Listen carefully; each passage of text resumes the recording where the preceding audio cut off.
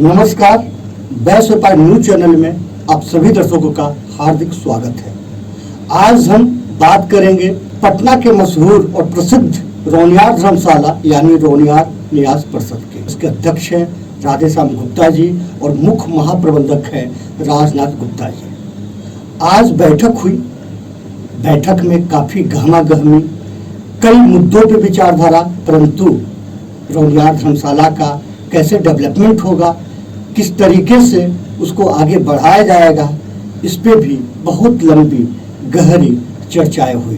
परंतु रोनियार समाज हमेशा इस धर्मशाला को बचाने में नाकाम रही, इस धर्मशाला को डेवलप करने में नाकाम रही। समाज के बुद्धिजीवी चिंतक को बार बार इस बात का चिंता सताया जा रही है कि आखिर इस धर्मशाला का किस तरीके से हम डेवलप करें। यही वजह थी कि आज सैकड़ों रोनियार समाज के लोगों ने आज यहाँ पधारे और बैठक में हिस्सा लिए और अपनी अपनी बातें रखी। खासतौर पे इस बैठक में इस बात पे विचार हुआ कि इस कमेटी को भंग करके एक नई कमेटी का निर्माण किया जाए और अध्यक्ष को पदच्युत किया जाए और दूसरा अध्यक्ष लाया जाए, दूसरा कोषाध्यक्ष लाया जाए। परंतु बात बनी नहीं और कोषाध्यक्ष के रूप में आज सभी लोग के सर्वसम्मति से राकेश कुमार गुप्ता जी को चुन लिया गया। परंतु अध्यक्ष के बात पे बात बनी नहीं और अंत में स्टेटमेंट जारी उन्होंने किया राजनाथ गुप्ता जी कि हम अभी सिर्फ कोषाध्यक्ष को ही चुनते हैं, उन्हीं को निर्वाचित मानते हैं और किसी अभी अध्यक्ष पद का चुनाव नहीं हो पाया है। हम आपको यह बताते भी चले कि इसे निर्माण के लिए शिव कुमार गुप्ता का बहुत बड़ा योगदान रहा है। उनके योगदान को भी भुलाया नहीं जा सकता है। इस धर्मशाला को निर्माण के लिए, इस धर्मशाला को आगे बढ़ाने के लिए खासतौर पे बहुत सारे बुद्धिजीवी, बहुत सारे लोगों, रोनियार समाज के लोगों का बहुत बड़ा योगदान रहा है। खासतौर पे हम इनका भी नाम लेना नहीं भूलेंगे, राजनाथ गुप्ता जी जो मुख्य महाप्रबंधक रहे हैं। यह भी हम आपको बताते चले कि यह धर्मशाला कई वर्षों तक यूं ही पड़ा रहा। इसे आगे बढ़ाने के लिए खासतौर पे अन्य समाज के द्वारा इसे कब्जा तक करने के लिए बहुत सारी साजिशें की गई, परंतु राजनाथ गुप्ता जी के वजह से यह धर्मशाला को बचाया जा सका। तो आइए हम आपको ले चल रहे हैं रोनियार धर्मशाला की इस मीटिंग में, जहां पे हम बात करते हैं राजनाथ गुप्ता जी से, हम बात करते हैं नवनिर्वाचित राकेश कुमार गुप्ता जी, उनका क्या कहना है, किस तरीके से इन लोगों का प्लान है, योजना है इस धर्मशाला को आगे बढ़ाने में। बैस व्यापार न्यूज चैनल में आप सभी दर्शकों का स्वागत है। आज हम मौजूद है पटना में रोनियार न्यास परिषद, जहाँ पे रोनियार धर्मशाला के नाम से काफी मशहूर है और यह 1-2 साल से नहीं बल्कि सदियों से यहाँ पे यह धर्मशाला राधा कृष्ण मंदिर के नाम से मशहूर है। रोनियार का बच्चा के चाहे शादी हो, विवाह हो, कुछ भी हो, जब भी समाज की बात आती है पटना शहर में एडमिशन रोड में रोनियार धर्मशाला के नाम हमेशा के लिए प्रचलित और मशहूर है। हमारे बीच मौजूद है इस धर्मशाला के महाप्रबंधक राजनाथ गुप्ता जी, जिन्होंने अपने कड़ी मेहनत से, कड़ी परिश्रम से इस धर्मशाला को बचाने में उनका अहम योगदान रहा है। उनके साथ मौजूद है राकेश जी, उनके साथ मौजूद है भोला जी, बहुत सारे मौजूद है हमारे बीच में। हम 1 बाय 1 करके हम सभी दर्शकों के पास में हम ले चलेंगे। सबसे पहले हम ले चलते हैं राजनाथ जी के पास में, जो क्या कहना चाहते हैं। बहुत सारी समस्या है इस धर्मशाला में, लेकिन समाज के लोग काफी एग्रेसिव है, समाज के लोग काफी अग्रसर है। तो रोनियार समाज के लोग इतना ज्यादा एग्रेसिव है कि इस धर्मशाला को आगे बढ़ाने के लिए, इसके विकास को तेज करने के लिए हमेशा एकजुट रहे हैं और एकजुट है। आज हमने मीटिंग में इस बात को हमने देखा। तो चलिए आपको हम मिलवाते हैं राजनाथ गुप्ता, महाप्रबंधक रोनियार धर्मशाला, एग्जीबिशन रोड, पटना। कब से आते हैं? हम यहाँ पर 1990 से हैं। इंद्र बाबू से डल्लू बाबू, डल्लेश्वर बाबू भावना पास आते थे, क्या कहते थे किसी तरह से इसको हटाओ। पहले तो उन लोग को भगा दिए कि हमसे नहीं हुआ, फिर 2-3 मतलब वो प्रेशर दी बहुत करके, तब जा करके सोचा मैंने और उसको आग लगाया। और यहाँ पर 3 बजे भोर में और वहाँ शांति रूम में जाके नहाया धोया, समझे कि नहीं इस तरह से। उसके बाद बहुत से मीटिंग हुआ, बहुत से लोग अंगेज हुए। बहुत उसके बाद कमू बाबू ने मेरे ऊपर केस कर दी, राधेश्याम से अध्यक्ष केस कर दी, इन लोग ने हम पर केस कर दी। आता था लोग कि हमारा धर्मशाला को 150 कट्ठा जमीन लगता था, तो कह के पहले इसी तीन आदमी दान दिए, रंजन बाबू, शंभू बाबू के बाबू जी हैं, रामचंद्र बाबू, अहिंदर बाबू। रजिस्ट्री है क्या? रजिस्ट्री है ना, कोई उनका वंशज खुद से कर सकता है, न लड़का न कोई दानी बैठे कोई कुछ, लेकिन फिर भी शंभू बाबू नहीं खुलेगा। और अभी तक चेक चल रहा है, समझे कि नहीं? चेक पर दस्तखत करवाए जाते हैं, तो दस्तखत नहीं करता है। कोषाध्यक्ष चुनने के लिए जो राकेश बाबू चुने गए और प्रबंधक अनुपम कुमारी और आले शाम को लोग हटाने के लिए थे, लेकिन लोग एक आदमी कही कि 11.5 लाख की कर देंगे हमको अध्यक्ष कराइए, लेकिन उस बाद में मुझसे बोला नहीं, इसलिए भी कोई डिसाइड नहीं किया गया। यानी कोषाध्यक्ष के रूप में राकेश कुमार को चुन लिया गया और महाप्रबंधक के रूप में प्रबंधक के लिए महाप्रबंधक के नहीं, और प्रबंधक किसको? अनुपम कुमारी।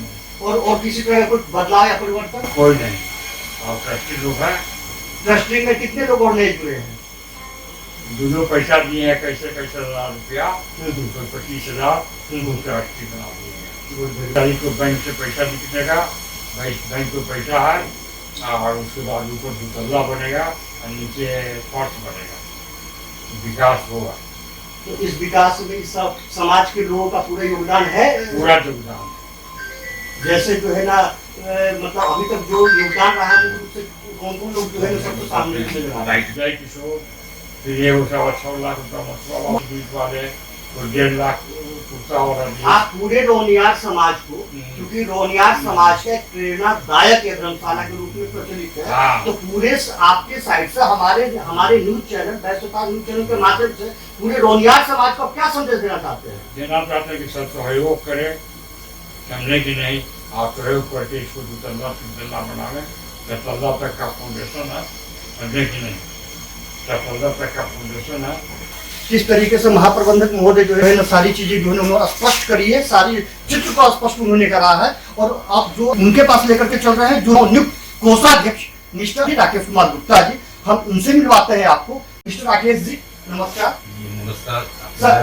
चैनल को भी बहुत बहुत धन्यवाद, जो दिल्ली से आप चल करके विजय बाबू राजन जी ने आज इस कवरेज को दिया है। राकेश जी, आप आज नियुक्त हो गए हैं एज ए कोषाध्यक्ष। कोषाध्यक्ष का पद काफी मर्यादित होता है, काफी गरिमामय होता है, और कोषाध्यक्ष तभी बनाया जाता है तो उनका डेवलपमेंट में बहुत बड़ा योगदान होता है। तो सबसे पहले हमारे चैनल के माध्यम से पूरे रोनियार समाज को बताएं कि आपकी क्या भूमिका होगी। हमारी भूमिका रहेगी कि धर्मशाला को हम मैंने आगे के मुकाम तक उसको एकदम गगन चुंबी तक उसको हम ले जाए। इसके अलावा हमारा सब लोगों के सहयोग से मिल करके, सब लोगों से हम मिल करके आज बैठक में देखने को मिला, क्योंकि हम लोग भी मौजूद थे, कि अनुशासनहीनता चरमों कष्ट है। नहीं इसको आप कैसे सुधारेंगे? नहीं, ये सब होता है जब सवारी पटल पर लोग बैठते हैं तो थोड़ा बहुत 19-20 ये सब चीज की बातें आती है, कुछ पुरानी बातों को भी लाया जाता है, कुछ नई बातों को भी रखा जाता है। तो डेवलपमेंट मकसद होना चाहिए, डेवलपमेंट, वो सब निष्कर्ष निकलने के बाद डेवलपमेंट कहा गगन चुंबी। हाँ, तो हर रोनियार चाहता है बिहार का, चाहे झारखंड का हो या पूरा हिंदुस्तान का हो, कि पटना का धर्मशाला गगन चुंबी बने, लेकिन इसका फंड का मैनेजमेंट आप कैसे करेंगे? फंड का मैनेजमेंट होगा। हमारे समाज के बहुत दाते लोग हैं और दिए भी हैं सर, एक से एक दाता लोग हैं जिनका नाम आप आगे के पटल देख लीजिएगा।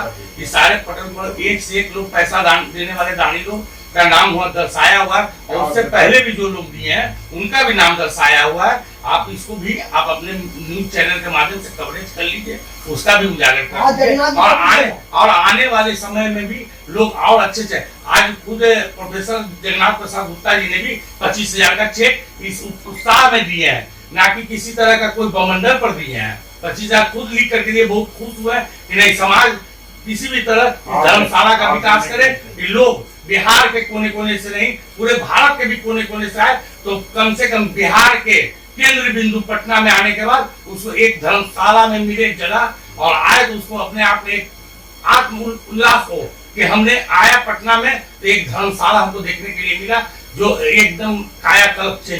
नक्शा जो अभी तक जो बना है वो नक्शा ही बना के बना हुआ है। नहीं, PRDA से अप्रूव है? नहीं, PRDA से नहीं अप्रूव है। तो आपका सबसे पहला एक्चुअली अगर PRDA से स्वीकृत नहीं है तो स्वीकृत तो कराना पड़ेगा ना, तभी तो बन पाएगा। प्रोसेस में किया हुआ है और कारपोरेशन का रसीद सब कटा हुआ हम लोग का है। प्रोसेस तो अलग चीज हो गया, लेकिन धर्मशाला का निर्माण के लिए PRDA से उसकी नहीं, उसको बनाएगा। प्रोसेस में दिया हुआ है, वो काम हो रहा है, प्रोसेस चल रहा है हम लोग। आपने देखा और सुना भी राकेश जी का, उनके कैसी विचारधारा, ऐसे कोषाध्यक्ष के रूप में उनका उत्साह निसंदेह गर्व के लायक है। गर्व की बात है कि आज के डेट में उनका काफी उत्साह है। हमारे समाज के यानी रोनियार समाज के बहुत सारे माननीय हमारे बीच में बैठे हुए हैं, हम उनके पास भी आपको हम ले चलेंगे कि धर्मशाला के बारे में उनकी क्या सोच है, किस तरीके से उनका क्या योगदान करना चाहते हैं। तो हम अभी आपको ले चलते हैं समाज सेवी भोला प्रसाद गुप्ता जी, जो यहाँ के मशहूर समाज सेवी हैं और सिर्फ रोनियार समाज के लिए नहीं है, अन्य समाज के लिए भी काम करते हैं वो, और उनके पास हम ले चलते हैं। धर्मशाला के प्रति आपकी सोच क्या है? ये धर्मशाला हमारे पूर्वजों का बहुत पुराना दिया हुआ धर्मशाला, जो हमारे जो अध्यक्ष पूर्व राधेश्याम गुप्ता जी हैं, उन्हीं का दिया हुआ है, परिवार का लोगों का है। लेकिन जिस हिसाब से धर्मशाला का डेवलपमेंट होना चाहिए वो अभी तक नहीं हो पाया, लेकिन अब शुरुआत हो चुकी है, कुछ लोग जुड़े हुए हैं। आज ये धर्मशाला नहीं डेवलप हो पाया उस तरह से, इसी सिलसिले में परिवर्तन लाने की, देखिए इसमें किसी को जिम्मेदारी मानना गलत, ये स्वाभाविक नहीं है। समयानुसार लोगों को चुना जाता है, समयानुसार लोगों को बदला जाता है, और कहीं कहीं समाज में जैसे जैसे परिवर्तन होती है वैसे वैसे समाज का डेवलपमेंट होता है।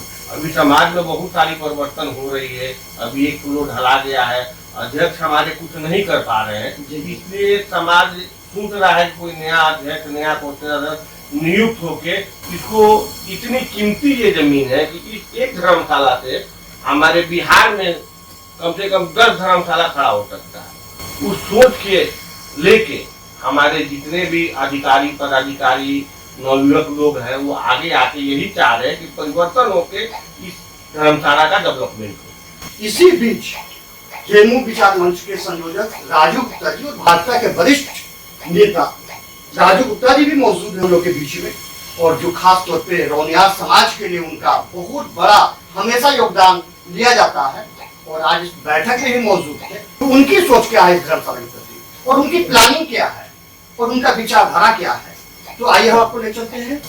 मैं वैश्य व्यापार न्यूज के चैनल हेड बड़े भाई आदरणीय विजय भैया को बधाई देता हूँ, धन्यवाद देता हूँ कि इन्होंने समाज के विकास के लिए समय समय पर हम लोगों को मार्गदर्शन देने का काम किया है और आज भी दे रहे हैं, इसलिए पुनः एक बार इनको बहुत बहुत बधाई, अभिनंदन। सबसे पहले मेरा सवाल है राजू जी आपसे कि इस धर्मशाला जो जहाँ पे देखा जा रहा है कि धर्मशाला का डेवलपमेंट जिस तेजी से होना चाहिए था उस तेजी से नहीं हो पा रहा है, नंबर 1। नंबर 2 कि आप इस समाज के सम्मानित और समाज सेवी भी हैं, बल्कि रोनियार समाज के नहीं बल्कि बहुत सारे समाज के प्रति आपका योगदान भी रहा है, राजनीति से भी जुड़े हुए हैं, इस समाज से भी जुड़े हुए हैं। तो आपकी क्या सोच है और आपकी क्या प्लानिंग है, क्या योजना है, किस तरीके से धर्मशाला को गगनचुंबी तक पहुंचाएंगे?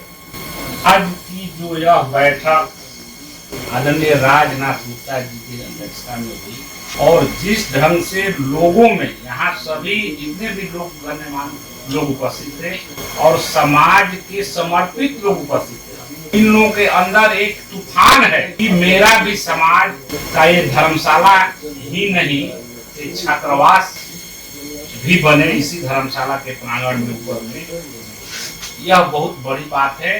पुनः इन समाज सेवियों ने एक आगाज किया है कि जो धर्मशाला का जो निर्माण हुआ अभी कुछ हो भी गया है, लेकिन कहीं ना कहीं रोड़ा है जो संपूर्ण विकास नहीं दे पा रहा है।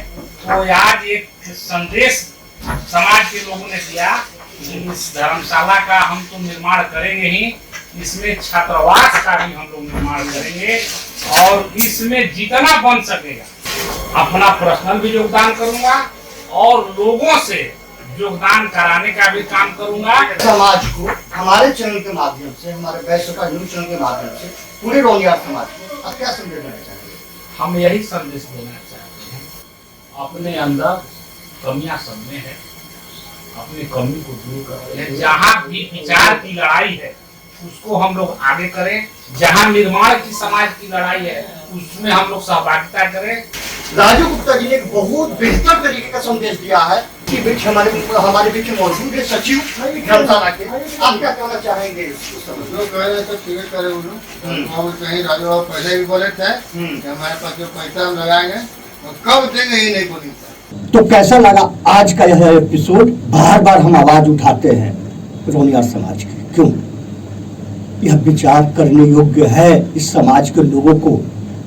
हम चाहते हैं, हमारे अंदर भी दर्द है, हमारे अंदर भी पेन है, यह समाज के लोग और सही दिशा में काम करें, इस समाज को आगे बढ़ाएं, आपस में लड़े झगड़े नहीं। यही हमारी कामना भी है और यही हमारा संदेश भी है। तब तक के लिए हमें इजाजत दें। धन्यवाद।